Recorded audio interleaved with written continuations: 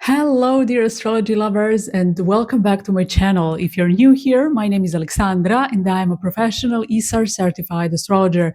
In today's video, we're covering the astrological transits for August 2026 and what a month it's going to be. We're entering the eclipse season, and on top of that, Mercury, Venus, Mars, and the Sun are all changing signs. Also, Mercury has just finished its retrograde journey through Cancer, and we're all eager to finally accelerate and move forward again. If July was marked by delays, misunderstandings, a melancholic mood with Mercury retrograde in Cancer, insecurity as well, or questioning different areas of your life, August is going to be quite the opposite. We're all going to feel a noticeable shift in energy, not only because Mercury is now moving direct, but also because of all the other planetary shifts taking place throughout the month. And now let's see what you can expect on a personal level.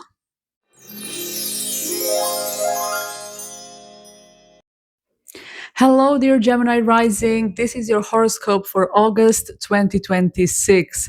You're starting the month with such a positive planetary change.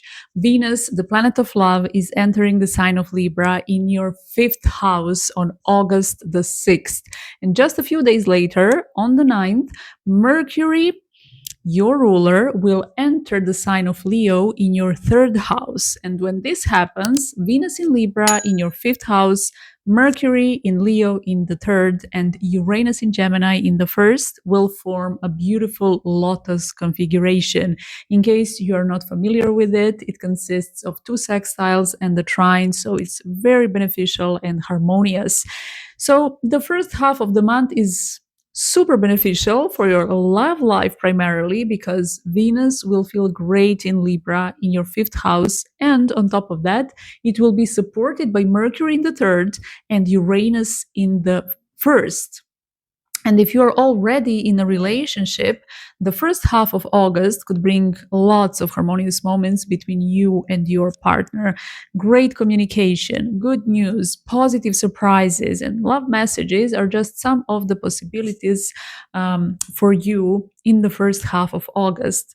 If you are single, you can expect new admirers, flirting, compliments, dating, and falling in love completely unexpectedly. With these aspects, you should definitely create opportunities to meet someone. So be more visible and go to the places you love visiting, maybe your favorite restaurant or theater, a coffee shop, and similar places. You could also meet someone online because Uranus is involved. And as Venus keeps moving forward through Libra in the first half of August, it will also be forming a sextile with Jupiter in Leo. So this is one of the best aspects for love. So you might be lucky enough to meet someone great. It could be the happy beginning of a new relationship, especially if you have a harmonious connection between Jupiter and Venus in your birth chart. This could be your moment. Also, the fifth house will be activated by Venus in Libra and harmoniously aspected by Mercury, Jupiter, and Uranus. So you could feel motivated to enjoy life more simply by allowing yourself to take a short trip, go on vacation, have more fun, and simply do what you truly love doing. And all these aspects are also amazing for your communication and quality time with your kids. So you could have a better mutual understanding in the first half of August, especially around the middle of the month. With Mercury and Jupiter in Leo in your third house, you could also become more vocal about your needs, feelings, and plans. This could refer to your love life because Mercury and Jupiter will form a sextile with Venus in the fifth house. And it could also refer to your life in general. Mercury is your ruler, so its transition into Leo could bring a significant shift in energy. The first half of August is great for creative work and writing. And during these 2 weeks, you could literally feel like you're downloading ideas. Mercury, your ruler, in Leo in your third house, in sextile with Uranus in Gemini in your first house, could bring invention, innovation, and fabulous ideas. And if you are working on any important projects, especially creative ones, because Mercury and Uranus are supported by Venus in Libra in the fifth house, the first 2 weeks of August are exceptionally good. This is also an amazing period for brainstorming, so use it consciously. Think and throw your ideas on paper. You can elaborate on them later, but now just make sure to write them down because they could be really fabulous. Also, if you work on social media or are planning to become more visible in the digital world, mid August is amazing for that.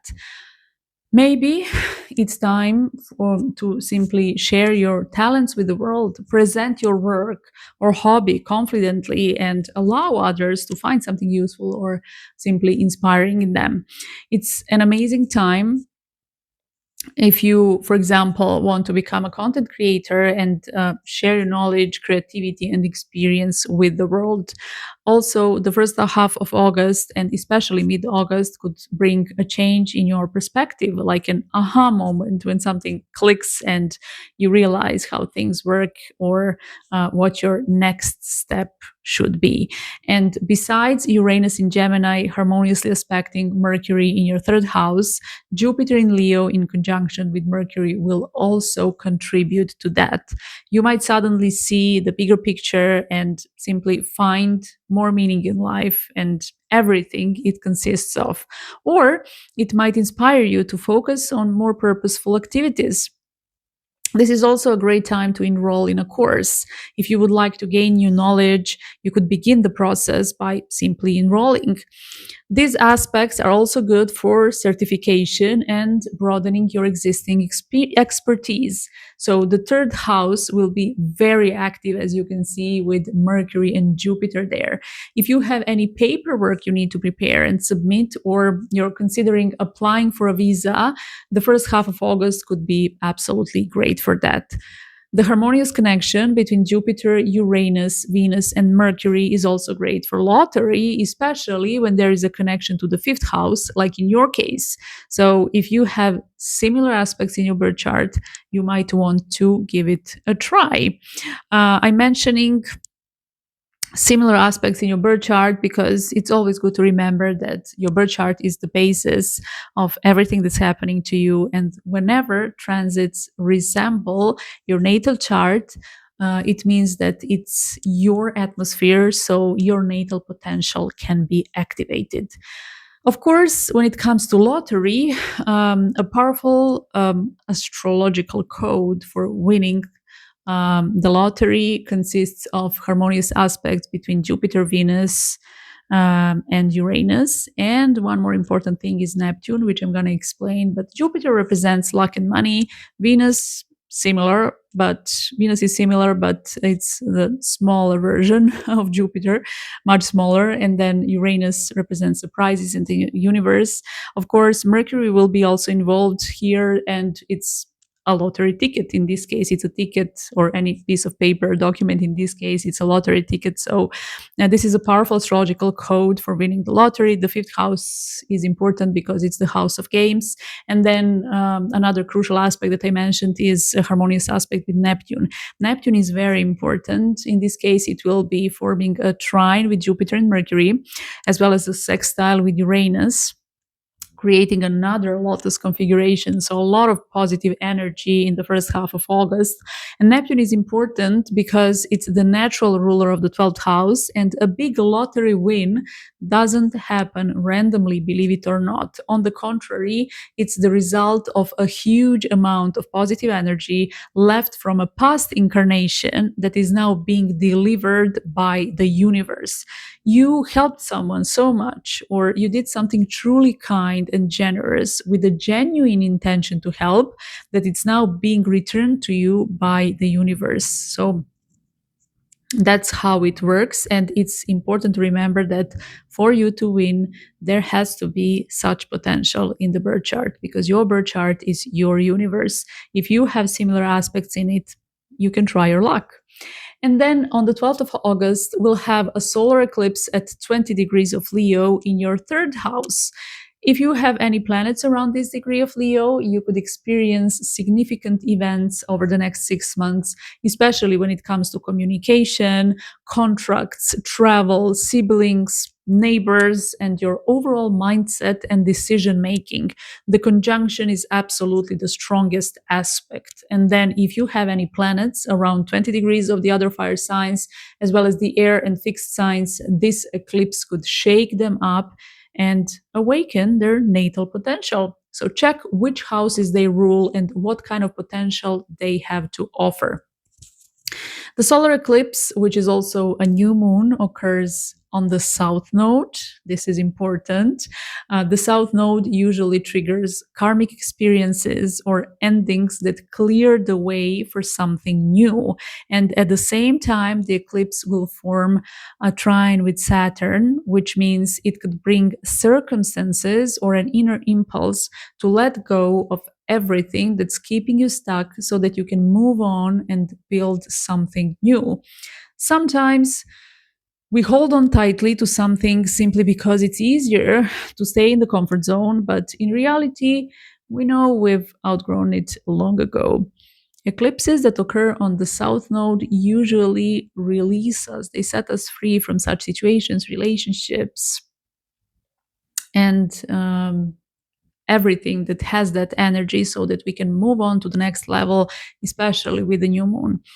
In the next 6 months, you could make an important decision or establish a contract or a contact that could play an important and maybe even a karmic role in your life. If you meet people, because the third house represents connections, communication. So if you meet someone, they could seem very familiar, even though they're completely new to you. But that's because the South Node will be involved, and it always or usually brings people from past incarnations. And for some, this could also mean moving to another place because Mercury is the ruler of your fourth house and it will be in Leo in conjunction with Jupiter, together with the solar eclipse and the new moon in the third house, of course, which is the house of movement and travel, of course.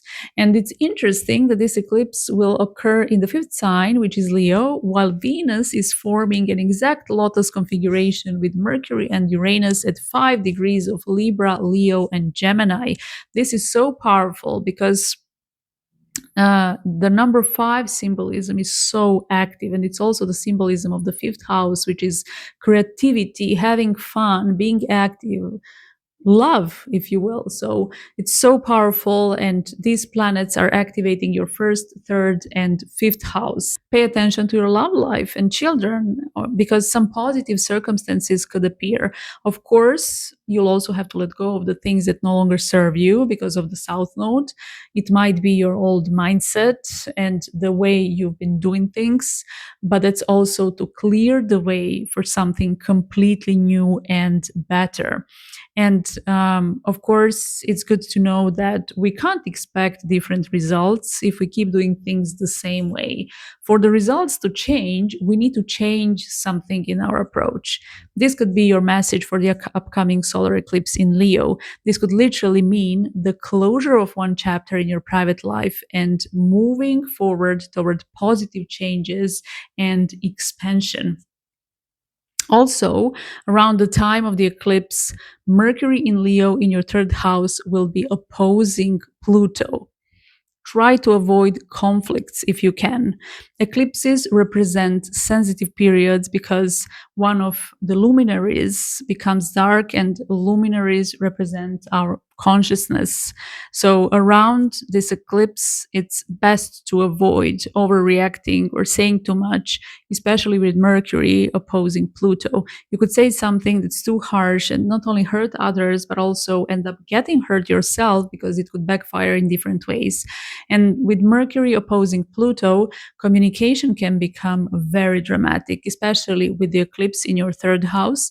So try to remain calm and withdraw a little bit right before and after the 12th of August. And another big change is happening on the 11th, right before the eclipse. Mars, the ruler of your 6th and 11th house, will enter the sign of Cancer in your 2nd house. And right after stepping into Cancer, it will form a T square with Venus in Libra and Neptune in Aries. Be extra cautious with money and payments. There will be an affliction from Neptune, and Venus rules your 12th house, which carries strong Neptunian energy. Pay attention to your wallet and online purchases as well, because as I said, Mars rules your 11th house, and Mars is in its fall in Cancer. In the second half of August, it will be squared by Saturn. And since Mars rules your 6th house, make sure to get enough rest and not overwork yourself, because it could impact your health, and primarily through fatigue.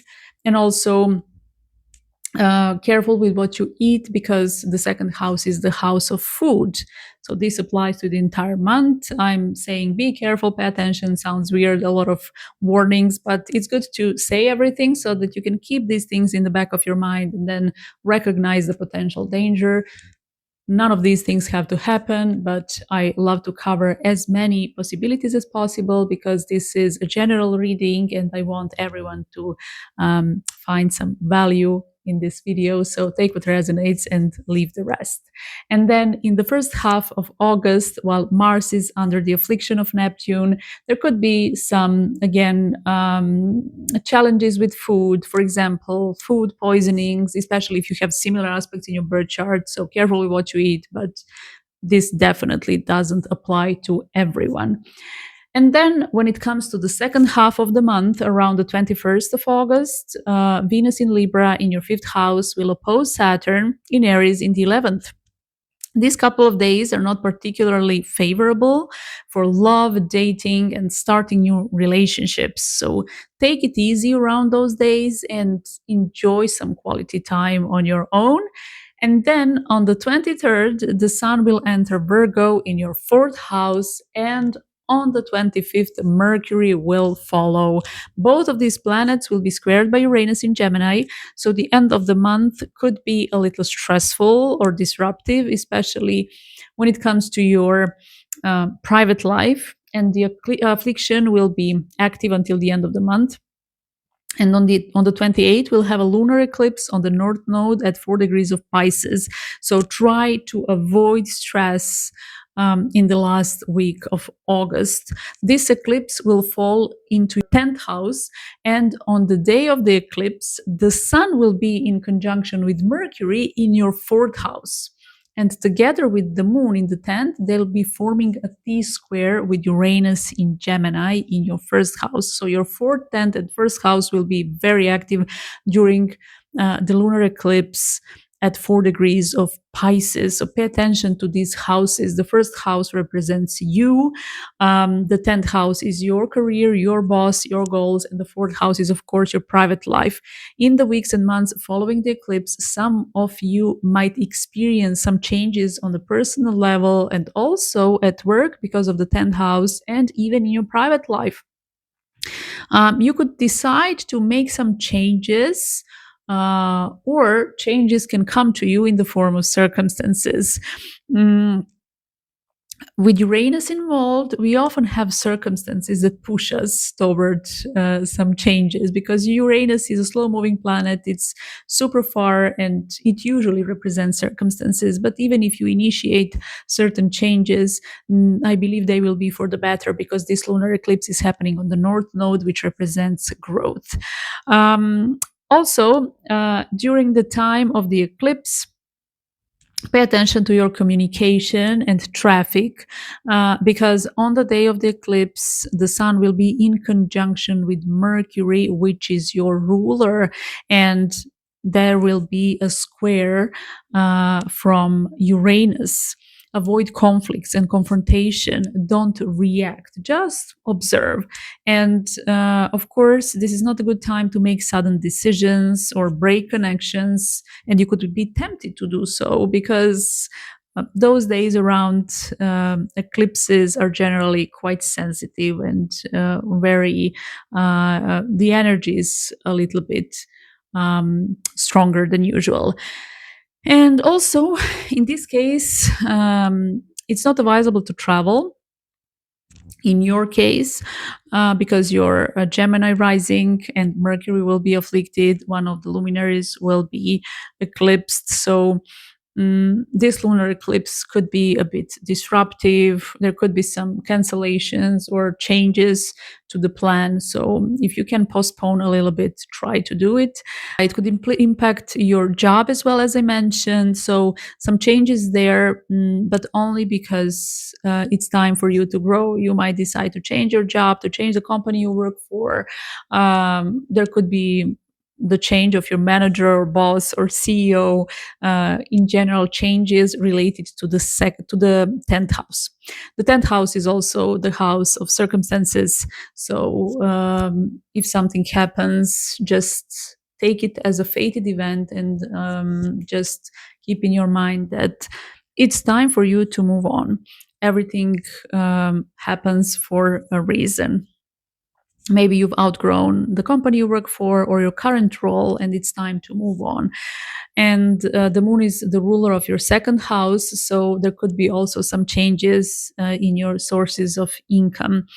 And with the fourth house, again, some changes in your family life or in the place of living, something around that. The effect of one eclipse is 6 months, so pay attention to what's going on in the weeks and months after it.